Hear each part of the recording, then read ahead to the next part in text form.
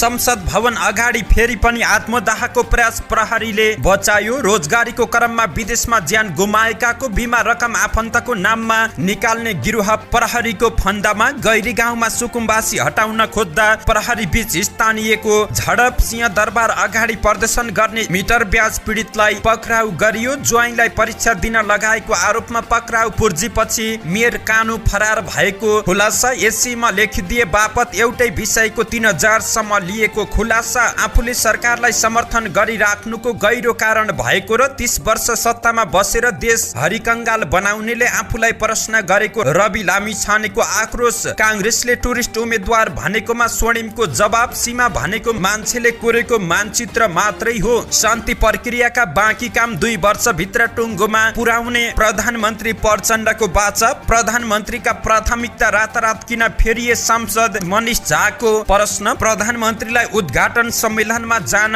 भ्याइ नभ्याइ भएको छ। यति धेरै फुर्सद देखेर म छक्क पर्छु। गगन थापाको व्यङ्ग्य। प्रधानमन्त्री उपस्थित नभएका बेला नमस्कार भन्दै संसदमा सुमनाको कटाक्ष। उपेन्द्र यादवलाई स्याल भन्दै सीके राउतले भने शेर अकेलाई आता है। माओवादीका 2 घटक बीच पार्टी एकता। मोहन वैद्य र धर्मेन्द्र वास्तुलाई एकै ठाउँमा उभिए। स्वर्णिम प्रति शेखर कोइरालाको कटाक्ष। अवसरवादीबाट जोगिनु होला। रविको राजधानीमा मुद्दा नचलाउने निर्णय कुनै दबावमा नगरेको महान्यायाधिवक्ता पोखरेलको स्पष्टीकरण। पदमबहादुर लिम्बुलाई शहीद घोषणा गर्ने सरकारको निर्णय। नेपाली सेनाको सर्भर ह्याक गरेको आरोपमा 21 वर्षीय युवक पक्राउ। क्लिनिकमा उपचार गराउन ल्याउँदा जलेश्वर कारागारका 1 कैदी फरार। ब्युटी पार्लरको आडमा यौन धन्दा, 2 महिला सहित 3 जना प्रहरीको फन्दामा। दर्शकबिन नमस्कार, तपाईँ हेर्दै हुनुहुन्छ नेपाल पोस्ट। म गोविन्द चापागाई। आज मिति विक्रमसम्म 2079 साल चैत महिनाको 25 गते शनिबार, ईस्वीसम्म 2023 अप्रिल 8 तारिक। यसै गरी आज वैशाख कृष्ण द्वितीय तिथि सँगै एससी 2079। आज ऐच्छिक प्रथम विषयको परीक्षा पनि रहेको छ। सदा चाहिँ देश तथा विदेशमा घटेका घटना, राजनीति खबर, विशेष गरी उपनिर्वाचन विशेष समाचारहरू, विभिन्न नेताहरूको तर्क, स्वास्थ्य सम्बन्धी जानकारी लगायत आज दिनभरि कहाँ के हुँदैछ त शुभ बिहानी सँगै सम्पूर्ण जानकारीहरू लिएर उपस्थित भएका छौँ। हामी प्रति कुनै प्रतिक्रिया छन् भने दर्शकबिन तलको कमेन्ट बक्समा आफ्नो प्रतिक्रिया उल्लेख गर्न सक्नुहुन्छ। तपाईँको प्रतिक्रियालाई मनन गर्दै अगाडि बढ्नेछौँ। सकेसम्म देशैभरिका अपडेटलाई समेट्ने कोसिस गर्नेछौँ। समाचार समय अवधिसम्म हामी सँगै रहनुहोला। आउनुहोस् समाचार सुरु गरौँ। संसद भवन अगाडि फेरि पनि आत्मदाहको प्रयास गरिएको प्रसङ्गबाट। काठमाडौँको नयाँ बानेश्वर स्थित संसद भवन अगाडि आत्मदाहको प्रयास भएको छ। संसद भवनको 1 नम्बर गेट अगाडि 1 जनाले आत्मदाहको प्रयास गरेका छन्। उनले पेट्रोल खनाएर आगो लगाउन खोजेका थिए। उनलाई प्रहरीले बचाएर पक्राउ गरेको छ। आत्मदाहको प्रयास गर्ने युवकको पहिचान खुलेको छैन। काठमाडौँ प्रहरी प्रमुख दानबहादुर कार्कीले प्रारम्भिक अनुसन्धानका क्रममा पारिवारिक कारणले आत्मदाहको प्रयास गरेको देखिएको जानकारी दिएका छन्। पारिवारिक कारण देखिएको छ, हामी सम्झाएर परिवारको जिम्मा लगाउँदैछौँ, एसएसपी कार्कीले भनेका थिए। यसअघि केही महिना अघि संसद भवन अगाडि 1 पुरुषले आत्मदाह गरेका थिए। उपचारका क्रममा उनको मृत्यु भएको थियो। प्रहरीका कारण पछिल्लो घटनामा युवकले ट्रली बसको कार्यालय रहेको क्षेत्रतिर बसेर पेट्रोल खनाएको जानकारी प्राप्त भएको थियो। वैदेशिक रोजगारीका क्रममा ज्यान गुमाएका आफन्तलाई बिमा रकम निकाल्दिने भन्दै आधा भन्दा बढी रकम झ्वाम पार्ने गरेको आरोपमा प्रहरीले 1 गिरोहलाई पक्राउ गरेको छ। काठमाडौँ उपत्यका अपराध अनुसन्धान कार्यालयले 6 जनाको गिरोहलाई नियन्त्रणमा लिएर अनुसन्धान अगाडि बढाएको छ। हालसम्म 2 जना मृतकका आफन्तको जाहेरी आएको र गिरोहले 35 जनाको कागजात प्रोसेसमा राख्ने तयारी गरेको अवस्थामा बरामद भएको काठमाडौँ उपत्यका अपराध अनुसन्धान कार्यालयका प्रमुख मनोज केसीले जानकारी दिएका छन्। वैदेशिक रोजगारीका क्रममा ज्यान गएमा बिमा बापत 13 देखि 20 लाख रुपियाँसम्म रकम प्राप्त हुने रहेछ। यस्तो रकम निकालेर गिरोहले 5 लाख मात्र मृतकका आफन्तलाई दिने गरेको पाइयो। एसएसपी कार्कीले भने प्रहरीले त्रिभुवन अन्तर्राष्ट्रिय विमानस्थलदेखि नै लास लिन आउने आफन्तलाई गिरोहले पछ्याउने गरेको पनि खुलासा भएको छ। काभ्रेको रोसी गाउँपालिकाका 41 वर्षीय रामबहादुर तामाङ, सर्लाहीको लालबन्दीका 34 वर्षीय विनोद कुमार लामा, 40 वर्षीय डिगबहादुर मल्ल, 35 वर्षीय रविन्द्र मोक्तान, मोक्तान र 35 वर्षीय प्रकाश बहादुर गोले तथा सर्लाहीको हरिवनका 39 वर्षीय रुद्रमान गोले रहेका छन्। एसएसपी केसीले ग्रामीण क्षेत्रमा रहेका मृतकका आफन्तलाई सरकारी प्रक्रियामा जाँदा ढिलो रकम प्राप्त हुने भन्दै आफूहरूले सहजीकरण गर्ने आश्वासन दिएर बीमा रकमको ठूलो हिस्सा हात पार्ने गरेको बताएका छन्। मृतकका आफन्तले बीमा रकम बापतको चेक बुझेपछि गृहले उनीहरूबाट आफूले प्राप्त गर्ने रकमको चेक बुझ्ने गरेको देखिएको केसीले बताएका छन्। गृहका नाइके रामबहादुर तमाङ भएको र उनकै योजनामा मृतकका आफन्तहरू खोजेर बीमा रकमको ठूलो हिस्सा लिने गरेको दाबी प्रहरीको रहेको छ। एसएसपी केसीले यो धन्दामा सरकारी अधिकारीको भूमिकामा पनि आशंका रहेको भन्दै अनुसन्धान भइरहेको बताएका छन्। वैदेशिक रोजगारीका क्रममा मृत्यु भए कति र कसरी रकम प्राप्त हुन्छ त भन्ने प्रसङ्गमा वैदेशिक रोजगार बोर्डका अनुसार वैदेशिक रोजगारीका क्रममा मृत्यु भएमा बोर्डले 7 लाख रुपियाँ दिने र आवधिक बीमाबाट 14 लाख रुपियाँ प्राप्त हुन्छ। नेपालमा रहेको बेला मृत्यु भएमा आवधिक बीमाबाट 13 लाख रुपियाँ प्राप्त हुने बोर्डका सूचना अधिकारी राजन पौडेलले जानकारी दिएका हुन्। बोर्डले दिने रकमका लागि स्थानीय निकायबाटै आवेदन दिन सकिनेछ। आवेदन प्राप्त भएपछि हामी सम्बन्धितको खातामा हालिदिन्छौँ पौडेलले भने। तर आवधिक बीको हकमा सम्बन्धित बीमा कम्पनीले दिन्छ र त्यसका लागि मृतकका परिवारले आफै प्रोसेस गर्नुपर्ने पनि उनले जानकारी दिएका छन्। काठमाडौँको गैरी गाउँमा बस्दै आएका सुकुम्बासीलाई हटाउन खोज्दा झडप भएको छ। महानगरको टोली डोजर लिएर सुकुम्बासी बस्ती हटाउन पुगेको थियो तर सुकुम्बासीले प्रतिकार गरेका छन्। अवस्था तनावग्रस्त भएपछि महानगरको डोजर पनि बस्ती छिर्न नसकेको हो। सुकुम्बासीहरूले टायर बालेर विरोध गर्न थालेपछि ठूलो संख्यामा प्रहरी परिचालन गरिएको थियो।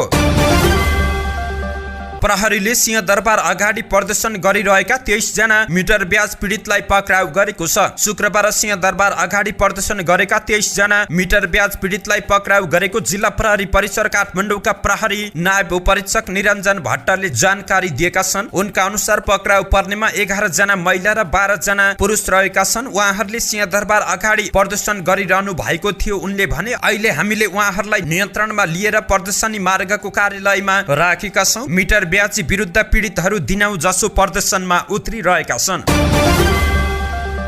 आफ्नो सट्टा ज्वाइँलाई एससी परीक्षा दिन लगाएका कारण विवादमा तानिएका देवाई गोनाई नगरपालिकाका प्रमुख प्रेमलाल शाह कानु विरुद्ध शुक्रबार प्रहरीले पक्राउ पूर्जी जारी गरेको छ। नगर प्रमुख र उनका छोरा लगायत 5 जना विरुद्ध जिल्ला अदालतबाट पक्राउ पूर्जी जारी गरिएको हो। समाचार सङ्कलन गर्दै गर्दाको समय अवधिसम्म अहिले नगर प्रमुख लगायतका आरोपित व्यक्तिहरू फरार भएको जानकारी प्राप्त भएको छ। रौतहटको मौलापुर नगरपालिका स्थित लक्ष्मीनिया माविमा सञ्चालन भइरहेको एससीमा नियमिततर्फ परीक्षा दिइरहेका गरौँडा नगरपालिका 6 पोठियाईका कमल शाह सिम्बोल नम्बर 350738 पक्राउ परेपछि नगर प्रमुख कानुको सट्टामा बसेको खुलासा भएको थियो। शाहको बयानको आधारमा नगर प्रमुख कानु र उनका जेठा छोरा कुन्दन शाह, लक्ष्मीनिया माविका तत्कालीन केन्द्र अध्यक्ष तेजनारायण शाह लगायत 5 जना विरुद्ध पक्राउ पूर्जी जारी गरेको जिल्ला प्रहरी कार्यालय गौरले जानकारी दिएको छ। माध्यमिक शिक्षा परीक्षा एससी परीक्षा दिइरहेका 200 नक्कली परीक्षार्थी पक्राउ परेको घटनापछि हिजो शुक्रबार मोरङका 5 वटा परीक्षा केन्द्रमा 179 जना परीक्षार्थी अनुपस्थित भएका छन्। शुक्रबार अनिवार्य स्वास्थ्य जनसङ्ख्या तथा वातावरण शिक्षाको परीक्षा रहेको थियो। अनुपस्थित भएका विद्यार्थी खुल्ला शिक्षा अन्तर्गतका परीक्षार्थी रहेको शिक्षा समन्वय इकाइ मोरङका प्रमुख टङ्क गौतमले जानकारी दिएका छन्। जिल्ला प्रहरी कार्यालय मोरङका डीएसपी रञ्जन दाहालले भने 5 वटा परीक्षा केन्द्रमा 248 जना परीक्षार्थी अनुपस्थित भएको जानकारी दिएका छन्। बिहीबार सामाजिक अध्ययनको परीक्षाको दिन प्रहरीले 3 वटा परीक्षा केन्द्रबाट 199 जना नक्कली परीक्षार्थीलाई पक्राउ गरेको थियो। अर्काको नाममा परीक्षा दिने पक्राउ परेपछि नक्कली परीक्षार्थी पक्राउ पर्ने डरले परीक्षामा सहभागी नभएको प्रहरीको आशंका रहेको छ।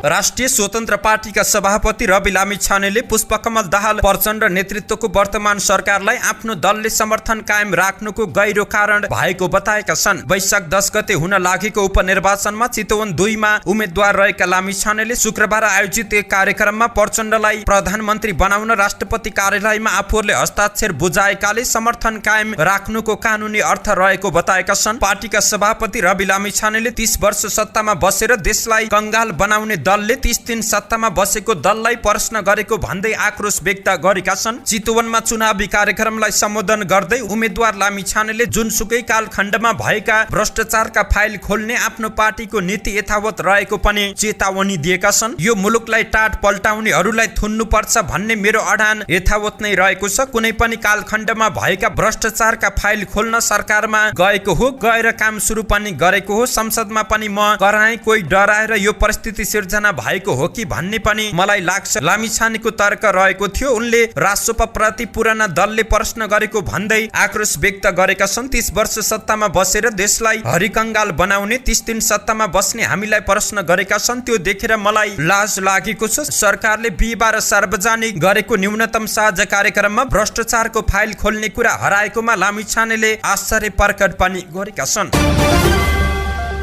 राष्ट्रिय स्वतन्त्र पार्टीका तर्फबाट तनहुँ क्षेत्र नम्बर 1 का उम्मेद्वार डाक्टर स्वर्णिम वाग्लेले सीमा भनेको मानिसले बनाएको मानचित्र मात्रै भएको बताएका छन्। आफूलाई टुरिस्ट भन्नेलाई जवाब दिँदै वाग्लेले भने सीमा नक्सा भनेको मान्छेले कोरेको मानचित्र मात्रै हो। यस क्षेत्रमा शंकर भण्डारीलाई मादी पारी पुर्याइदिनु भएको छ। म मर्स्याङ दिपारीको स्वर्णिम वाग्ले यहाँ आएर चुनाव लड्न नहुने उनले प्रश्न गरेका छन्। तनहुँको प्रदीप पौडेललाई काठमाडौँ 5 मा लगेर उतार्नु भयो। उहाँको क्याम्पेनमा मरेर लागेर जिताउन मैले धेरै प्रयास पनि गरेको थिएँ। उनले अर्को क्षेत्रमा गएर चुनाव लड्दैमा टुरिस्ट भनेर यस्तो भावनाले हेर्न नहुने पनि बताएका छन्। नेपालको संविधानमै कुनै पनि नागरिक जुनसुकै क्षेत्रमा गएर लड्न पाइन्छ भनेको छ। प्रधानमन्त्री पुष्पकमल दाहाल कास्कीमा जन्मिनु भयो, कहिले सिराबाट लड्नु भएको छ, कहिले गोर्खाबाट जित्नु भयो। यो कुरा चाहिँ अलि बढी भयो कि भन्ने मलाई लागेको छ। तनहुँ कुनै पनि एउटा दलको गढ नभई लोकतन्त्रवादीको गढ भएको र रासोपा पनि लोकतान्त्रिक पार्टी भएको वाग्लेको भनाइ रहेको छ। यहाँका जनता कुनै पार्टीका विचारका बन्दी होइनन्। हामीले सबैको आकर्षित तरिकाबाट मत ल्याउने छौं, चुनाव स्वस्थ प्रतिस्पर्धाबाट लड्ने बताउँदै वाग्लेले आरोप प्रत्यारोप नगर्ने प्रतिबद्धता पनि व्यक्त गरेका छन्। प्रधानमन्त्री पुष्पकमल दाहाल प्रचण्डले शान्ति सम्झौता र संक्रमणकालीन न्याय सम्बन्धी विधेयकलाई आम सहमति गरेर टुङ्ग्याउने बताएका छन्। गोरखामा शुक्रबार आयोजित अगुवा कार्यकर्ता भेटघाट तथा प्रशिक्षण कार्यक्रममा बोल्दै उनले आम सहमति नजुटे बहुमतका आधारमा भए पनि पूरा गरेरै छोड्ने वचन दिएका छन्। शान्ति सम्झौता कुनै एउटा पार्टीको मात्र नभई सिङ्गो राष्ट्रको सम्पत्ति हो। यो अन्तरिम संविधानको अङ्गको रूपमा रहेको थियो, अहिलेको संविधानको पनि अङ्ग बनेको छ प्रचण्डले भने। त्यसैले यसलाई पूरा गर्नु सिङ्गो राष्ट्रको जिम्मेवारी रहेको छ। तर अहिले प्रतिपक्षीहरू यसलाई धकेल्न र रोक्न खोजिरहेका छन्। तर हामी यसलाई प्रमुख प्राथमिकताका साथ 2 वर्ष भित्रमा निष्कर्षमा पुर्याउने छौं। यो विधेयक पारित गरेर 2 वर्ष भित्र शान्ति प्रक्रियाको सबै काम टुङ्ग्याउनु पर्छ भन्नेमा अहिलेको 10 दलीय गठबन्धन भित्र राम्रो समझदारी भएको पनि उनले बताएका छन्। द्वन्द्वका बेला शहादत पाएका प्रहरी सेनालाई शहीद भन्ने तर माओवादीका लडाकुलाई शहीद नभनी विभेद गर्ने गरिएकोमा हालै सरकारले सबैलाई राष्ट्रिय शहीदको सूचीमा राख्न सफल भएको भन्दै खुसी व्यक्त गरेका छन्। राष्ट्रिय स्वतन्त्र पार्टीका मनिष झाले सरकारले सार्वजनिक गरेको साझा न्यूनतम कार्यक्रममा प्रधानमन्त्रीले रातारात आफ्ना प्राथमिकताहरू फेरबदल गरेको भन्दै प्रश्न उठाएका छन्। शुक्रबारको प्रतिनिधि सभा बैठकमा बोल्दै सांसद झाले पुष्पकमल दाहालले 2 महिना अघि सहमति जनाएर नीति तथा कार्यक्रममा समावेश भएका विषय अहिले हटाइएको भन्दै त्यस्तो अवस्था हुनुको कारण सार्वजनिक गर्न माग गरेका छन्। प्रधानमन्त्री ज्यूले नीति तथा कार्यक्रमलाई राष्ट्रिय सहमतिमै दस्तावेज नै भन्नु भएको सुनियो। हुन त त्यसमा हाम्रो प्रतिबद्धता पत्रमा उल्लेख विषयहरू पनि समेटिएका छन्, तर फेरि पनि पहिलाको भन्दा केही फेरबदल पाएको छु उनले भने। तर पहिले राखिएका कतिपय राम्रा प्रयासहरूलाई यसपटक किन हटाइएको हो, त्यस्तो अवस्था किन आयो? उनले सरकारले 2 महिना अघि ल्याएको नीति तथा कार्यक्रममा समेटिएको बलात्कार सम्बन्धी मुद्दामा द्रुत गतिमा छिनोफानो गर्ने भन्ने व्यवस्था हटाइएको भन्दै आपत्ति जनाएका छन्। नेपाली कांग्रेसका महामन्त्री एवं सांसद गगन कुमार थापाले निर्देशन र घोषणाबाट शासकीय सुधार हुन्छ भन्ने मनोवृत्तिबाट मुक्त हुन प्रचण्डलाई आग्रह गरेका छन्। शुक्रबारको प्रतिनिधि सभा बैठकको विशेष समयमा बोल्दै सांसद थापाले प्रधानमन्त्री पुष्पकमल दाहाल प्रचण्ड निर्देशन र घोषणाहरू मात्रै गर्दै हिँडेको बताएका छन्। उनले प्रचण्डलाई उद्घाटन र सम्मेलनहरूमा जान भ्याइ नभ्याइ भएको भन्दै प्रचण्ड फुर्सद भएको प्रति आफू छक्क परेको बताएका छन्। प्रधानमन्त्रीसँग लक्ष्य पूरा गर्ने आत्मविश्वास आत्मविश्वास नदेखिएको पनि उनको टिप्पणी रहेको छ। उनले भने प्रधानमन्त्री सबैभन्दा शक्तिशाली पनि हो, सबैभन्दा जिम्मेवार पनि हो। सरकार भनेको एक प्रकारले प्रधानमन्त्री नै हो। अब साझा न्यूनतम कार्यक्रम पछि यात्रा सुरु भयो। मेरो लक्ष्य प्रष्ट रहेको छ। यो लक्ष्यसम्म पुर्याउने जिम्मेवारी मेरो हो। जस भए पनि मेरो हो, अब जस भए पनि मेरो हो भन्ने अठोट र आत्मविश्वास प्रधानमन्त्रीमा हुनुपर्छ। तर कता कता मैले प्रचण्ड ज्यूको काम कारबाही हेर्दै गर्दा त्यो आत्मविश्वास नभएको बढी अलमल भइरहेको पाएको छु। केही कार्यक्रममा मलाई अतिथिको रूपमा बोलाइयो, मैले भ्याउँदिन भने आयोजकहरूले भन्नुभयो प्रधानमन्त्री प्रचण्ड पनि आउँदै हुनुहुन्छ, उहाँलाई कति फुर्सद हो, तिमीलाई फुर्सद नहुने भनेर प्रश्न आउने गरेको पनि गगन थापाको भनाइरहेको थियो। त्यसपछि अप्ठ्यारो लाग्यो र म गएँ। प्रधानमन्त्रीलाई यति धेरै फुर्सद किन छ भनेर कहिलेकाहीँ म छक्क पनि पर्छु। निर्देशन र घोषणा यो दुईवटा कुराले शासकीय सुधार हुन्छ भन्ने मनोवृत्तिबाट प्रधानमन्त्री मुक्त हुनुपर्छ। निर्देशन नदिएको हुनाले गर्दा शासकीय परिणामहरू नआएका होइनन्, सुधार नभएका होइनन्, समस्याको चुरोमा पुगिएन भने निर्देशनहरू अल्पत्र हुन्छन् र कुनै बेला गएर फेरि मैले दिएका निर्देशनहरू मलाई सम्झाउनुस् भनेर निर्देशन सम्झाउनु पर्ने अवस्था आउने पनि गगन थापाको गहिरो टिप्पणी रहेको छ। राष्ट्रिय स्वतन्त्र पार्टीकी सांसद सुमना श्रेष्ठले प्रधानमन्त्री पुष्पकमल दाहाल प्रचण्ड प्रतिनिधि सभा बैठकमा अनुपस्थित भएको भन्दै कटाक्ष गरेकी छिन्। सम्माननीय सभामुख महोदय नमस्कार। अनुपस्थित प्रधानमन्त्री ज्यू संसद बैठकमा शुक्रबार उनले कटाक्ष गर्दै बोल्न सुरु गरेकी हुन्। उनले सांसदहरू बैठक छोडेर क्यान्टिनतिर लागेको भन्दै उनले सहकर्मीहरूलाई पनि कटाक्ष गरेकी हुन्। यता उपस्थित हुनुभएका माननीय ज्यूहरू लबी, स्काई हल र क्यान्टिनमा हुनुभएका सांसद ज्यूहरूमा म 10 औँला जोडेर नमस्कार टक्राउन चाहन्छु, उनले संसदमा कटाक्ष गरेकी हुन्। त्यसपछि उनले आफ्नो विषयवस्तु राखिन्। सो क्रममा अभिलेखीकरणको महत्त्व कतिपयले नबुझेको उल्लेख गर्दै त्यसबारे स्पष्ट पारिनुपर्ने बताएकी हुन्। उनले कार्यक्षेत्र स्पष्ट भएमा यसबारे काम गर्न सहज हुने भन्दै अभिलेख राख्ने प्रक्रिया पनि चुस्त दुरुस्त हुनुपर्ने धारणा व्यक्त गरेकी छिन्। जनमत पार्टीका अध्यक्ष डाक्टर सीके राउतले जसपा अध्यक्ष उपेन्द्र यादवलाई लक्षित गर्दै स्यालको संज्ञा दिएका छन्। वैशाख 10 गते हुने उपनिर्वाचनमा 12-2 कांग्रेस, माओवादी, नेकपा एकीकृत समाजवादी र लोजपाले अध्यक्ष यादवलाई सघाएपछि स्यालको संज्ञा दिएका छन्। उनले फेसबुकमा लेखेका छन्, झुण्ड में त गिद्ध आता है, शेर अकेला ही आता है। उनले आफूलाई सिंहसँग तुलना गर्दै एकल प्रतिस्पर्धा गर्ने बताएका छन्। गठबन्धनको तर्फबाट उपेन्द्र यादवलाई उम्मेद्वार बनाउने भएपछि उनले माओवादीबाट शिवचन्द्र कुशवाहालाई उम्मेद्वार बनाएर चुनावी मैदानमा उभिएका छन्। माओवादीका 2 घटक दलबीच एकता घोषणा भएको छ। इच्छुक प्रतिष्ठान घट्टेकुलमा हिजो एक कार्यक्रम गरेर मोहन वैद्य नेतृत्वको नेपाल कम्युनिस्ट पार्टी क्रान्तिकारी माओवादी र धर्मेन्द्र वास्तोला संयोजक रहेको नेपाल कम्युनिस्ट पार्टी बहुमत बीच एकता भएको छ। नेत्र विक्रम चन्द नेतृत्वको नेकपाबाट बाहिरिँदै वास्तोलाले नेकपा बहुमत खोलेका थिए। विप्लव पनि वैद्य समूहबाटै अलग भएको समूह हो। कार्यक्रममा मोहन वैद्य, सीपी गजुरेल, धर्मेन्द्र वास्तोला र हेमन्त प्रकाश ओली लगायतका नेताहरू उपस्थित रहेका थिए। नेकपा माओवादी केन्द्रका अध्यक्ष पुष्पकमल दाहाल प्रचण्डको माओवादी घटक एक गर्ने प्रयास असफल भइरहेको बेलामा साना 2 घटक मिलेका छन्। नेपाली कांग्रेसका सांसद डाक्टर शेखर कोइरालाले अवसरवादीहरूबाट जोगिन आग्रह गरेका छन्। शुक्रबार काठमाडौँमा नेपाल सार्वजनिक सेवा कर्मचारी संघको 7औं राष्ट्रिय महाधिवेशनको उद्घाटन कार्यक्रमलाई सम्बोधन गर्दै उनले नाम नलिएकिन राष्ट्रिय स्वतन्त्र पार्टीबाट तनहुँ 1 को उपनिर्वाचनमा उम्मेद्वार बनेका डाक्टर स्वर्णिम वाग्ले प्रति इंगित गर्दै यस्तो कटाक्ष गरेका छन्। उनले आफू अवसरवादीबाट सावधान भइसकेको र सबै मानिसहरू सावधान हुनुपर्ने बताए। उनले भने सावधान है, एउटा कुरा अवसरवादीहरूबाट जोगिनु होला, अवसरवादीहरूबाट सावधान हुनुहोस्। म त सावधान भइसके, तपाईहरू पनि सावधान हुनुहोला, मैले त यति नै भन्ने हो। नेता कोइरालाले नेपाल सार्वजनिक सेवा कर्मचारी संघको राष्ट्रिय महाधिवेशन सफल रूपमा सम्पन्न गर्न पनि शुभकामना व्यक्त गरेका थिए।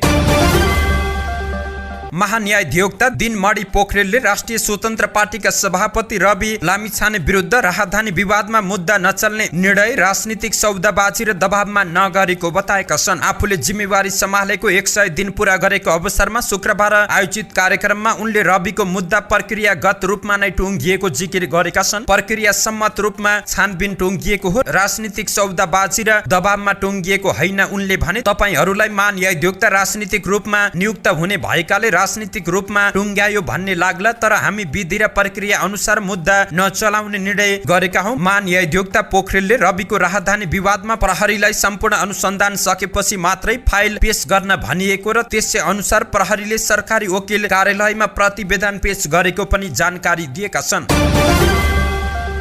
सरकारले कोशी नामाकरणको विरोधमा आन्दोलनका क्रममा निधन भएका पदमबहादुर लिम्बुलाई शहीद घोषणा गर्ने निर्णय गरेको छ। शुक्रबार सिंहदरबार स्थित प्रधानमन्त्री तथा मन्त्री परिषदको कार्यालयमा बसेको मन्त्री परिषदको बैठकले यस्तो निर्णय गरेको सरकारकी प्रवक्ता एवं सञ्चार तथा सूचना प्रविधि मन्त्री रेखा शर्माले जानकारी दिएकी हुन्। साथै मृतक लिम्बुका परिवारलाई क्षतिपूर्ति उपलब्ध गराउने निर्णय भएको पनि उनले जानकारी दिएकी छिन्। नेपाली सेनाको सर्भरमा अनधिकृत पहुँच पुर्याएको आरोपमा एकजना पक्राउ परेका छन्। पक्राउ पर्नेमा स्याङ्जाको वालिङ नगरपालिका 10 का 21 वर्षीय सागर ढकाल रहेका छन्। उनी पश्चिमाञ्चल इन्जिनियरिङ कलेजमा स्नातक तेस्रो वर्ष अध्ययनरत विद्यार्थी रहेका छन्। बाटुली चौरमा डेरा बस्ने उनले घरधनीको इन्टरनेट प्रयोग गरेर सेनाको सर्भरमा अनधिकृत पहुँच पुर्याएको पाइएको नेपाल प्रहरीको साइबर ब्युरोका प्रहरी वरिष्ठ उपरीक्षक एसएसपी नवीन अर्यालले जानकारी दिएका छन्। नेपाली सेनाले आफ्नो साइबर स्पेस कसैले अनधिकृत पहुँच पुर्याएको भन्दै दिएको सूचनाका आधारमा अनुसन्धान थालेका थियौं। नवीन अर्यालले जानकारी दिएका छन्। प्रहरीका अनुसार पक्राउ परेका ढकालले सेनाको के विवरणमा पहुँच पुर्याए भन्ने खुलेको छैन। उनले के प्रयोजनका लागि सेनाको सर्भर ह्याक गरे भन्ने पनि खुलासा भएको छैन। यसबारे अनुसन्धान भइरहेको पनि जानकारी प्राप्त भएको छ। जलेश्वर कारागारका एकजना कैदी बन्दी फरार भएका छन्। कर्तव्य ज्यान मुद्दामा पूर्वपक्षका लागि थुनामा रहेका महोत्तरीको लोहारपट्टी नगरपालिका 9 का कृष्ण यादव फरार भएको महोत्तरीका प्रहरी प्रमुख एसपी प्रकाश मल्लले जानकारी दिएका छन्। जनकपुर धाममा डाक्टर मनोज गुप्ताको क्लिनिकमा उपचार गराउन शुक्रबार दिउँसो आएको बेला फरार भएको उनले जानकारी दिएका छन्। कारागारमा सुरक्षार्थ खट्ने प्रहरीले उनलाई उपचार गराउन ल्याएको बुझिएको छ। रौतहटको सदरमुकाम गौरमा एक ब्युटी पार्लरमा यौन धन्दा हुने गरेको खुलासा भएको छ। विशेष सूचनाका आधारमा प्रहरीले छापामारी गर्दा 2 महिला सहित 3 जनालाई पक्राउ गरेको छ। गौर नगरपालिका 1 गुदरी बजार जाने बाटोमा सञ्चालनमा रहेको साइबा ब्युटी पार्लरमा शुक्रबार दिउँसै प्रहरीले छापा मारेको थियो। छापा मारेर यौन धन्दामा संलग्न यौनकर्मी महिला ग्राहक र ब्युटी पार्लर सञ्चालिकालाई प्रहरीले नियन्त्रणमा लिएको छ। रौतहट प्रहरी प्रमुख एसपी वीरबहादुर बुढा मगरले समाजमा नराम्रो असर पर्ने गतिविधि गर्ने 3 जना माथि मुद्दा दर्ता गर्ने प्रक्रिया अगाडि बढाइएको पनि जानकारी दिएका छन्। धन्यवाद। यस्तै ताजा समाचारको लागि नेपाल पोस्ट हेर्दै गर्नुहोला।